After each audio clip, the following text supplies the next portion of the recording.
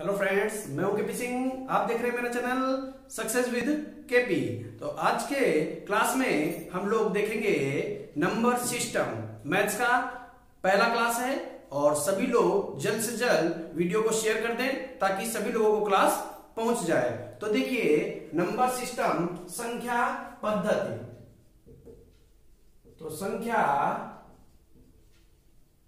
पद्धति तो क्या होती है संख्या पद्धति? देखिए हमें संख्याओं के बारे में पहले जानकारी ले लेनी है और फिर हमने उसको आगे को चलना है। तो देखिए संख्या पद्धति में सबसे पहले तो हम ये जान लेते हैं कि प्राकृतिक संख्याएं कौन सी होती हैं। प्राकृतिक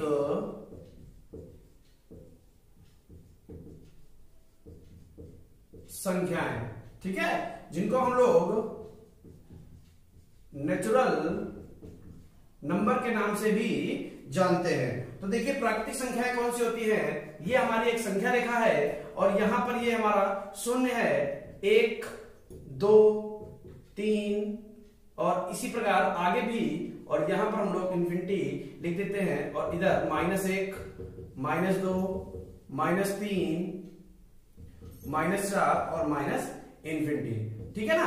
तो देखिए जब हम लोग प्राकृतिक संख्याओं की बात करेंगे तो ऐसी संख्या जिनको हम गिनने के काम लाते हैं, ये बहुत अच्छा पॉइंट है, यहां से आप बिल्कुल भी मिस नहीं करेंगे। ऐसी संख्या जिनको हम गिनने के काम में लाते हैं उनको हम लोग प्राकृतिक संख्याएं कहते हैं। अब जैसे किसी की भी आप गिनती करेंगे, काउंटिंग करेंगे, क्लास में कुछ बच्चे बैठे हुए उनकी गिनती करेंगे, काउंटिंग करेंगे, तो आप 0 से नहीं काउंट करेंगे। कहां से काउंट करेंगे? 1 से काउंट करेंगे। तो प्राकृतिक संख्याएं हमें कहां से मिल जाती हैं? 1 से मिल जाती हैं और प्लस की ओर मिलेगी, क्योंकि कभी भी ऋणात्मक संख्याएं नहीं होती। काउंटिंग में हम ऋणात्मक संख्या को प्रयोग नहीं करते हैं। तो ये जो संख्याएं हैं यही हमारी प्राकृतिक संख्याएं हैं। उम्मीद है कि आपको समझ में आ गया होगा।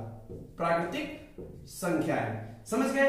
अब हम क्या करते हैं, जब हम इसी प्राकृतिक संख्याओं में 0 को भी ऐड कर लेते हैं तो उसी को हम क्या बोलते हैं? पूर्ण संख्याएं। क्या कहते हैं? पूर्ण संख्याएं, जिनको हम लोग होल नंबर के नाम से भी जानते हैं। होल नंबर, समझ गए ना। तो जब हम प्राकृतिक संख्याओं में 0 को भी ऐड कर लेते हैं तो उसको हम लोग क्या बोलते हैं? पूर्ण संख्याएं, जिसको हम लोग अंग्रेजी में होल नंबर के नाम से जानते हैं। उम्मीद है कि आपको ये भी बात समझ में आ गई होगी। अब देखिए जितनी भी संख्याएं यहां पर लिखी हुई हैं, अगर उन सबको हम एक में मिला देते हैं तो वो क्या बन जाती हैं? इंटीजर बन जाती हैं। इंटीजर्स, ठीक है ना। इसी को हम लोग क्या बोलते हैं? पूर्णांक। क्या बोलते हैं? पूर्णांक बोलते हैं। इनको हम लोग इंटीजर्स यानी कि पूर्णांक कहते हैं। तो पूर्णांक और पूर्ण संख्या, इनमें बिल्कुल भी कंफ्यूज मत होइएगा। जब पूर्ण संख्या की बात करी जाए तो प्राकृतिक संख्या में 0 को ऐड कर देंगे तो वो पूर्ण संख्या बन जाएगी। और पूर्णांक क्या होता है? जितनी भी संख्याएं हैं जब उनको हम ले लेते हैं तो वो हमारी क्या हो जाती हैं? पूर्णांक हो जाती हैं। अब देखिए पूर्णांक हमारी ऋणात्मक भी होती है लेकिन पूर्ण संख्या ऋणात्मक नहीं होती है। ये कुछ अंतर है। तो इस तरीके से हम लोग यहाँ पर समझ गए हैं। चलिए आगे बढ़ जाते हैं। पूर्ण संख्याओं के बाद हम लोग देख लेते हैं अभाज्य संख्या किसे कहते हैं। ठीक है, अभाज्य संख्या। देखिए अगर मेरा बताया हुआ आपको समझ में आ रहा है तो वीडियो को फटाफट लाइक कर दें और शेयर कर दें ताकि ज्यादा से ज्यादा लोग वीडियो को देखें, ठीक है। और अगर चैनल पर नए हैं तो चैनल को सब्सक्राइब कर लें। तो देखिए प्राइम नंबर जिनको हम लोग क्या बोलेंगे? अभाज्य संख्याएं। तो ये प्राइम नंबर अभाज्य संख्याएं होती क्या है? तो ध्यान से समझिएगा। ऐसी संख्याएं जो एक को और स्वयं को छोड़कर किसी अन्य संख्या से ना कटे अभाज्य संख्या होती है। जैसे हमने यहां पर कुछ संख्याएं ली, 2, 3, 4, 5, 6, 7 और 8। अब इसी एग्जांपल में हम लोग देख लेते हैं कि कौन कौन सी अभाज्य संख्याएं हैं और क्यों हैं। तो देखिए ये जो 2 है ये 1 से कटेगी, स्वयं से कटेगी। ऐसे ही 3 भी 1 और स्वयं से सभी कटेगी ना। तो ये हम लिख लेते हैं, ठीक है। जितनी भी संख्याएं हैं वो एक से तो कट रही हैं और साथ में स्वयं से भी कट रही है। ठीक, ये तो कंडीशन सबके है, साथ में है, इसलिए हम क्या कहते हैं, सबसे पहले इसी को हम लोग किनारे कर देते हैं, साइड में कर देते हैं कि एक को और स्वयं को छोड़ दीजिए।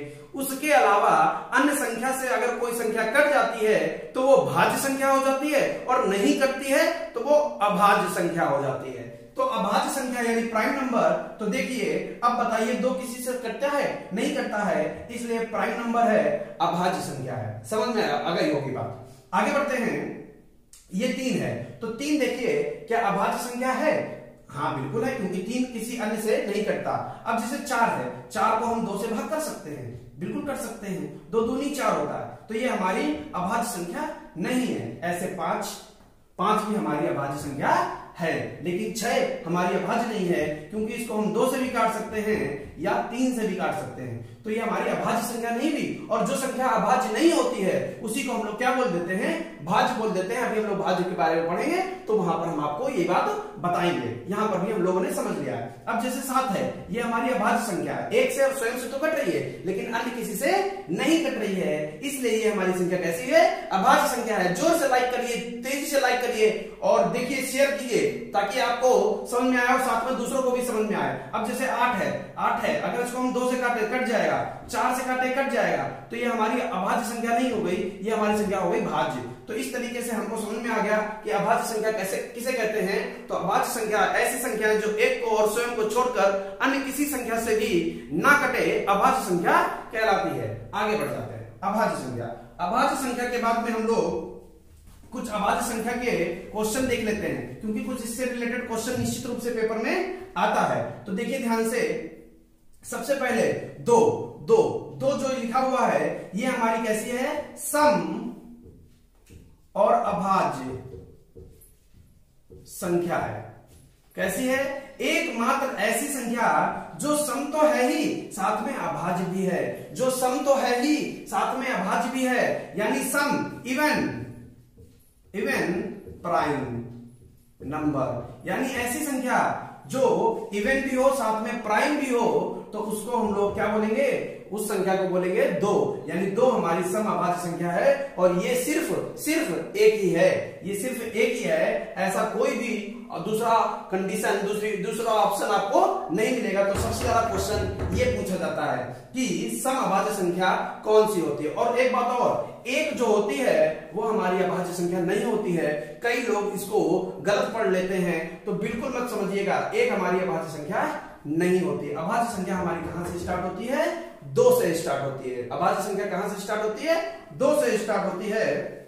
और उसके बाद 2 के बारे में एक बात और पढ़ेंगे कि सबसे छोटी अभाज्य संख्या, सबसे छोटी अभाज्य संख्या, ये भी हमारी 2 है। समझ गए ना? तो ये सबसे छोटी अभाज्य संख्या यानी smallest prime number, smallest prime number कौन सा है? हमारा 2 है। समझ गए ना? तो इस तरीके से हम अभाज्य संख्या के बारे में समझ गए हैं। तो आगे बढ़ जाते हैं और डायरेक्ट कुछ क्वेश्चन और भी पूछ दिए जाते हैं, उनको देख लेते हैं, फटाफट उनको भी देख लेते हैं कि वो कौन से क्वेश्चन है। सबसे पहला क्वेश्चन बनकर आ जाता है पेपर में कि बताइए 1 से 100 के बीच अभाज्य संख्याओं की संख्या तो कितनी होती है? 25 होती है। आज याद कर लीजिए, अब कभी मत भूलिएगा, आज याद कर लीजिएगा, कभी मत भूलिएगा कि 1 से 100 के बीच अभाज्य संख्याओं की संख्या कितनी होती है? 25 होती है। ऐसे ही डायरेक्ट क्वेश्चन और आ जाता है, 1 से 25 के बीच अभाज्य संख्याएं कितनी होती हैं? शॉर्ट में लिख दिया थोड़ा सा, तो आप समझ लीजिए 1 से 25 के बीच अभाज्य संख्याएं कितनी होती हैं? 9 होती हैं। ये भी डायरेक्ट क्वेश्चन पूछा गया है। आगे इसी को खंडित कर देते हैं। कभी कभार ये भी पूछ लेता है 25 से 50 के बीच अभाज्य संख्या कितनी होती हैं? 6 होती हैं। कितनी होती हैं? 6 होती हैं। अब हम आपसे पूछने वाले हैं कि अब आप बता दीजिए जल्दी से मेरे लिखने से पहले कि 50 से 100 के बीच 50 से 100 के बीच अभाज्य संख्याएं कितनी होंगी? 50 से 100 के बीच अभाज्य संख्याएं कितनी होंगी? देखिए थोड़ी सी गणित लगा लीजिए। 9 6 15 संख्याएं हम यहां लिख चुके हैं। टोटल 25 संख्याएं बताई थी, 15 यहां हो चुकी हैं, 10 संख्याएं बचेंगी। तो कैसे पता चल गया? तो इस तरीके से हम लोगों ने इसको याद कर लिया और पेपर में विद इन सेकंड आप आंसर लगाकर चले आइए, कोई भी दिक्कत नहीं होगी, क्योंकि ये क्वेश्चन एज इट इज ऐसे ही मिल जाएगा। इसका कोई फार्मूला नहीं है कि अभाज्य संख्या कैसे निकालेंगे। तो ये टाइम टेकिंग होता है, अगर आप निकालेंगे तो वो आपका टाइम ले जाएगा और इसलिए आप इसको डायरेक्ट याद करेंगे और आपको नंबर मिल जाएंगे। चलिए आगे बढ़ जाते हैं और एक चीज और पढ़ लेते हैं, को प्राइम नंबर। को प्राइम नंबर क्या होता है समझ लीजिए। बहुत कंफ्यूजन है लोगों के मन में, आज कंफ्यूजन दूर हो जाएगा। बस समझ में आ रहा है तो लाइक करिए, शेयर करिए और चैनल पर नए हैं तो चैनल को सब्सक्राइब करिए। को प्राइम नंबर, तो यहां पर सह लगा देते हैं आगे, सह अभाज्य संख्याएं। लीजिए बन गया। तो सह अभाज्य संख्याएं, तो देखिए यहां पर हम लोग जोड़े के रूप में काम करते हैं, जोड़े के रूप में, यानी आपस में संख्याएं कैसी होनी चाहिए? अभाज्य होनी चाहिए। आपस में संख्याएं कैसी होनी चाहिए? अभाज्य होनी चाहिए। जैसे 2, 3, 2, 3 कैसी संख्याएं हैं? सह अभाज्य हैं। अब आप तो कहेंगे इसमें क्या है, 2 भी अभाज्य है, 3 भी अभाज्य है, तो दोनों सह अभाज्य हो गए। अरे नहीं नहीं नहीं, ऐसा नहीं है, कुछ और कहानी है। क्या कहानी है? अगले एग्जांपल में समझिए कौन सी कहानी है। यहां पर क्या लिखा है? 2, 3। अच्छा तो हमने 4, 3 लिख दिया। अच्छा तो बताइए क्या ये सहअभाज्य हैं? तो आप कहोगे नहीं है, लेकिन हम कहेंगे है, तो हमारी और आपकी लड़ाई हो जाएगी। नहीं, बिल्कुल नहीं होने देंगे, क्योंकि हम समझा देंगे तो लड़ाई होगी नहीं। कैसे? यहाँ पर ये क्या है? 4, यहाँ पर ये क्या है? 3। अब बताइए क्या 3 और 4 में ऐसी कोई संख्या है जो कॉमन मिल जाए, यानी मासा मिल जाए? मासा 1 मिल जाए। ऐसा ढूंढिए 4 और 3 में मासा कितना है? 1 है। क्या ऐसी कोई संख्या है जो 3 में भी बैठी है और 4 में भी बैठी है? आप उसको निकाल सकते हैं? नहीं निकाल सकते। इसलिए एक ऐसी संख्या है, ये सह अभाज्य संख्याएं हैं। कैसी हैं? सह अभाज्य संख्याएं, को प्राइम नंबर हैं। याद रखिएगा ये जोड़े के रूप में होती हैं, याद रखिएगा। अच्छा फिर आप बताइए क्या 12, 13 सहअभाज्य हैं? हाँ बिल्कुल है। आप इनका मासा निकाल लीजिए। मासा का मतलब तो आप समझते होंगे ना? नहीं समझते तो लिख दिया मासा मतलब HCF। HCF क्या होता है? हाईएस्ट कॉमन फैक्टर, महत्तम समावर्त। तो यहां पर हमारे पास क्या है? 12 और 13 ये सहअभाज्य संख्याएं हैं। अब आप कहोगे ये तो भैया भाज्य है। कोई बात नहीं, भाज्य है तो कोई बात नहीं, हम अभाज्य भाज्य की बात नहीं कर रहे हैं, हम सहअभाज्य की बात कर रहे हैं। तो ये आपस में देखिए, आपस में ये क्या है? ये किसी से नहीं कट रही, आपस में किसी संख्या से नहीं कट रही। इनको हम सरलता रूप में नहीं लिख सकते, इनका अनुपात सरल नहीं हो सकता, इनका मासा 1 होगा। इसलिए कैसी संख्याएं हैं? सहअभाज्य संख्याएं हैं। अब कभी भी मिस मत करिएगा, कभी भी गलत मत करिएगा, क्योंकि आज मैंने जो आपको बता दिया है वो आपको कहीं नहीं मिलेगा। इसलिए मैंने आपको अच्छी तरीके से समझा दिया है। अगर समझ में आ गया है तो लाइक कर दें, अगर समझ में आ गया है तो लाइक कर दें, और इसी प्रकार से आपको वीडियो मिलती रहेगी। आप बिल्कुल परेशान मत करिए, परेशान मत होइए और आप देखिए सिलेक्शन पा जाएंगे, रेलवे पार हो जाएगा। इस बार रेलवे पार हो जाएगा आपका। बस आप लगे रहिए और लाइक करिए, शेयर करिए और चैनल पर नए हैं तो सब्सक्राइब करिए। चलिए आगे बढ़ जाते हैं। को प्राइम नंबर के बाद हम लोग पढ़ लेते हैं भाज्य संख्याएं, जिनको हम लोग कंपोजिट संख्या या कंपोजिट नंबर भी बोलते हैं।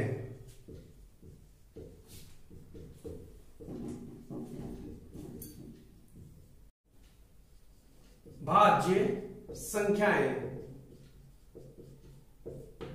तो देखिए भाज्य संख्याएं अभी हम लोगों ने अभाज्य के बारे में पढ़ा था और वहीं पर मैंने आपको भाज्य के बारे में भी बता दिया था। ऐसी संख्याएं जो अभाज्य ना हो वो कैसी हो जाएंगी?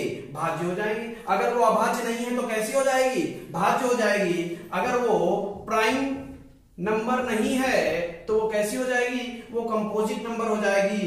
तो प्राइम नंबर और कंपोजिट नंबर एक दूसरे के विरोधी हैं, तो देखिए भाज्य, अब यहाँ पर भाज्य संख्या है जो एक और स्वयं को छोड़कर अन्य किसी से भी कट जाए उसको हम लोग क्या बोलेंगे, भाज्य बोलेंगे। फिर से लिख लेते हैं और 6, 7, 8, 9, 10, 11 और 12 कुछ एग्जाम्पल लिख दिए हैं, फटाफट देख लेते हैं। देखिए 1 और 6 को छोड़ दीजिए, 1 6 छोड़ दीजिए, 1 7 छोड़ दीजिए, 1 8 छोड़ दीजिए, 1 9 छोड़ दीजिए, 1 10 छोड़ दीजिए, 1 11 छोड़ दीजिए और 1 12 छोड़ दीजिए।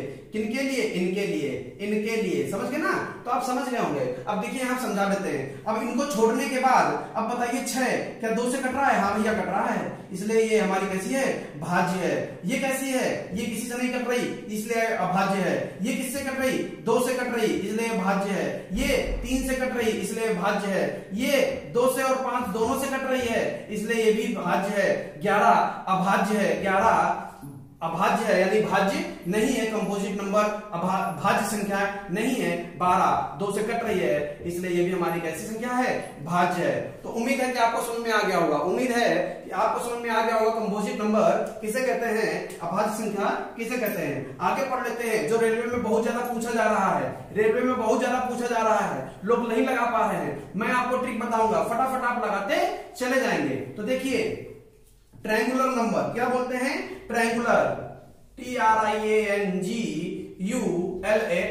ट्रायंगुलर नंबर, ठीक है। ट्रायंगुलर नंबर जिसको हम लोग त्रिकोणीय नंबर भी बोलते हैं, त्रिकोणीय नंबर संख्या बोल देते हैं यहाँ पर, त्रिकोणीय संख्या। तो देखिए त्रिकोणीय संख्या, तो देखिए ऐसी संख्या जो एक त्रिभुज का निर्माण कर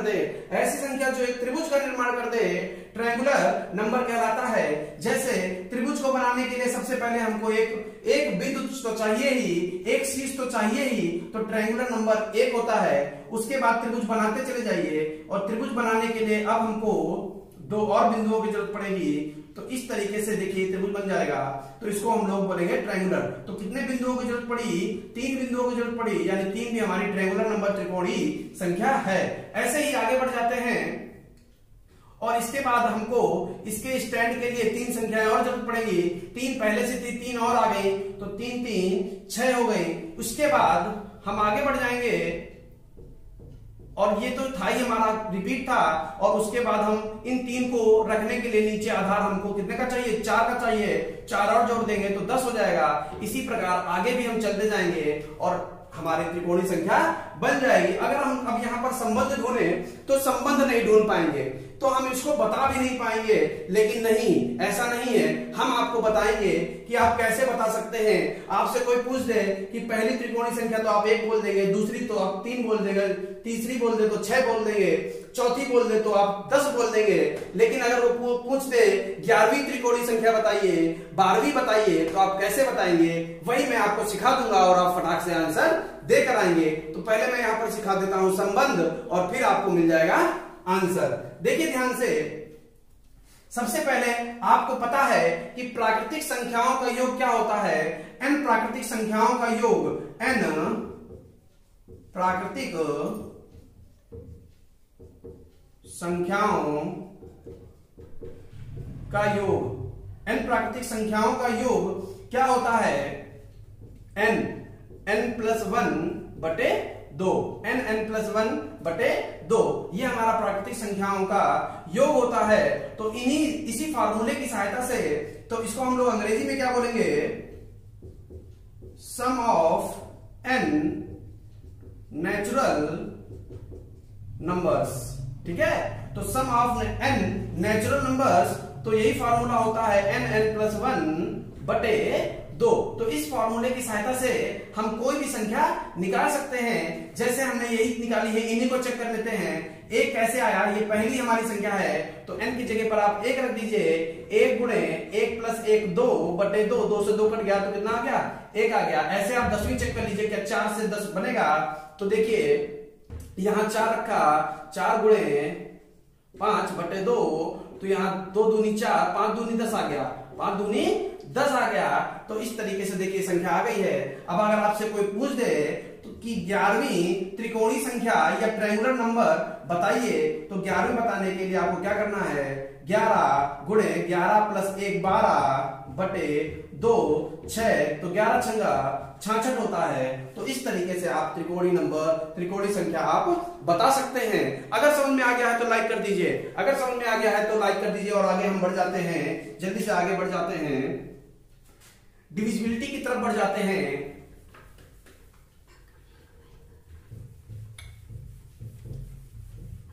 डिविजिबिलिटी की तरफ बढ़ जाते हैं तो क्या है,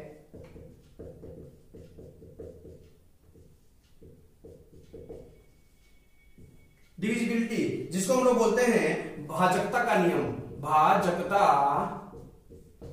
का नियम। तो भाजकता का नियम क्या होता है, देखिए आपको आता होगा लेकिन उसको जल्दी से रिवाइज कर लीजिए, नहीं आता है तो सीख लीजिए, आता है तो रिवाइज कर लीजिए। फटाफट बता देते हैं क्योंकि छोटे क्लासों में आपने तैयार किया होगा, फिर से बता देते हैं। जैसे हमारे पास है 2 से कटने का नियम, तो 2 से कटने का क्या नियम है, फटाफट देख लीजिए। 2 से कटने का नियम है कि अगर किसी संख्या के इकाई के स्थान पर इकाई का अंक, यूनिट डिजिट, इकाई का अंक यानी यूनिट डिजिट कितना हो, 0 हो, 2 हो, 4 हो, 6 हो, 8 हो, तो सीधे सीधे आप क्या कह देंगे, ये संख्या 2 से कटेगी। सीधे सीधे क्या कह देंगे, संख्या 2 से कटेगी। अगर इसी प्रकार आगे बढ़ जाते हैं, 3 से कटने का नियम कैसे पहचानेंगे, यदि अंकों का योग, किसी संख्या के अंकों का योग 3 से कट जाए, अंकों का योग 3 से कट जाए तो संख्या भी 3 से कटेगी। अंकों का योग यदि 3 से कट जाए तो संख्या भी 3 से कटेगी। इसी प्रकार आगे बढ़ जाते हैं, 4 से कटने का नियम क्या है, यदि हमारे पास कोई संख्या है और उसके हम लोग इकाई और दहाई, इकाई और दहाई,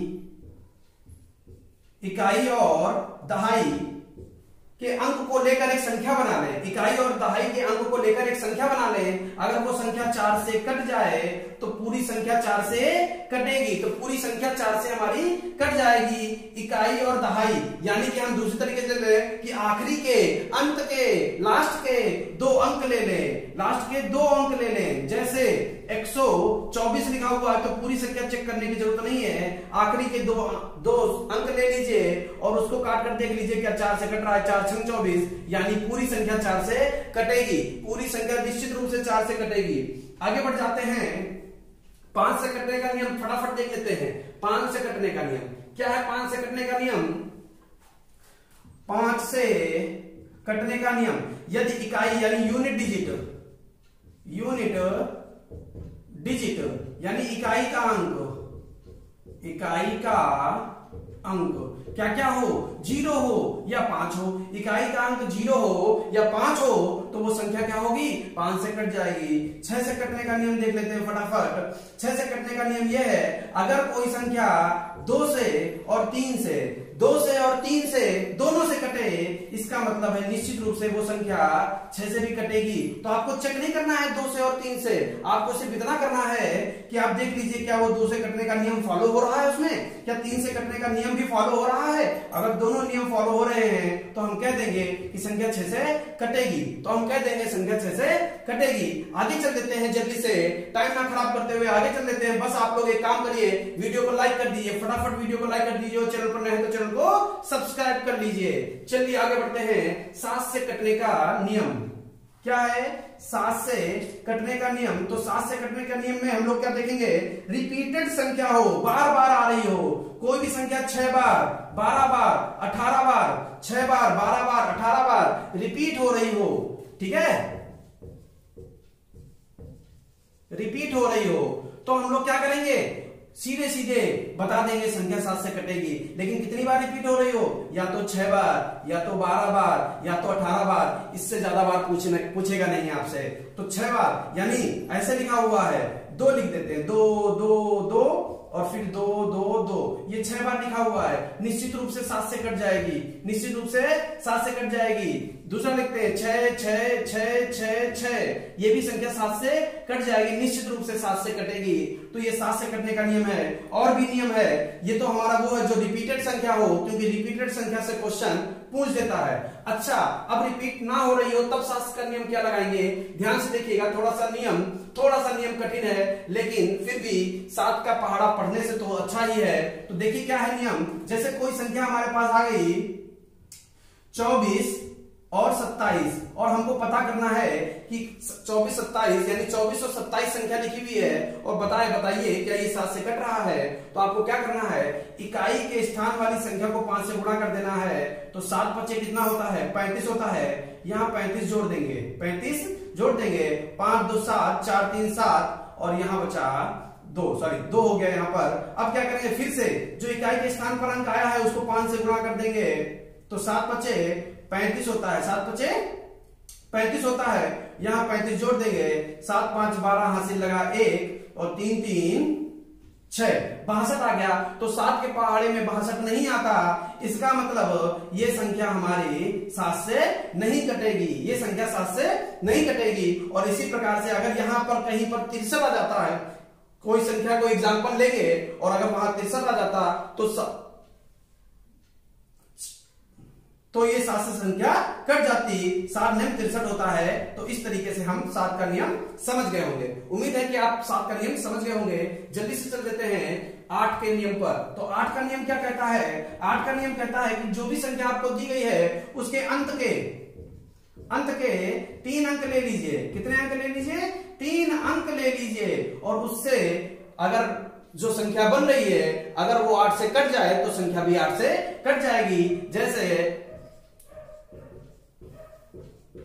ऐसे लिखा हुआ है, और हमें पता करना क्या 3 से कट रही है, तो हम पहले इसमें को बॉक्स बना लेंगे, आखिरी के 3 अंक ले लेंगे 3, और उससे संख्या बना लेंगे। अब इसको 8 से काट लेंगे, 8 चक्कू 32, बचा 2 22 हो गया। 8 के पहाड़े में 22 नहीं आता, यानी ये संख्या 8 से नहीं कट रही है। 9 से कटने का नियम फटाफट देख लेते हैं। 9 से कटने का नियम क्या है, यदि अंकों का योग 9 से कट जाए तो संख्या भी 9 से कटेगी। अगर अंकों का योग 9 से कट जाए तो संख्या भी 9 से कटेगी। आगे बढ़ जाते हैं। 10 से कटने का नियम कुछ भी नहीं है, इकाई के स्थान पर यदि 0 हो तो वो संख्या 10 से कटेगी। सबसे इंपॉर्टेंट पार्ट जो हम आपको यहां पर सिखाने वाले हैं, 11 से कटने का नियम। तो ध्यान से देखिए 11 से कटने का नियम क्या है। फटाफट उससे पहले आप लाइक कर दीजिए, फटाफट जल्दी से लाइक कर दीजिए। तो 11 से कटने का नियम क्या है। 11 से कटने का नियम, कोई भी संख्या लिखी हुई है, जैसे हम एग्जांपल लेकर ही आपको बताते हैं, 2 4 6 3 1 5 4, ठीक है। और अब हमको क्या करना है, अल्टरनेट संख्याएं ले लेनी है। ले ली, एक को छोड़कर एक, फिर जो बची उनको ले लेनी है, ले लिया। अब जो संख्या थी उनको जोड़ लेना है, उनको जोड़ लेना है, और दोनों का अंतर निकाल देना है। तो देखिए 2 6 8, 8 1 9, 9 4 13 आ गया। नीचे देखिए 4 3 7 5 12, कितना आ गया, 12 आ गया। कितना आ गया, 12 आ गया। घटाएंगे तो कितना आ गया, 1 आ गया। यानी ये संख्या 11 से नहीं कट रही है, 11 से नहीं कट रही है। तो कब कटेगी, अगर यहीं पर जो शेषफल आया है घटाने पर, अगर वो 0 बचे, 11 बचे, 22 बचे, 11 के पहाड़े में आने वाली ऐसी संख्याएं बचे, तो वो संख्या 11 से कटेगी। उम्मीद है कि आपको बहुत अच्छी तरीके से समझ में आया होगा। इससे रिलेटेड क्वेश्चन आपको मिलेंगे, जब मैं प्रैक्टिस करवाऊंगा तो सारे क्वेश्चन इससे मिलेंगे जो प्रीवियस ईयर में पूछे गए हैं। अगर मेरा बताया हुआ आपको अच्छा लगे तो प्लीज वीडियो को लाइक करें और चैनल को सब्सक्राइब करें। Thank you for watching.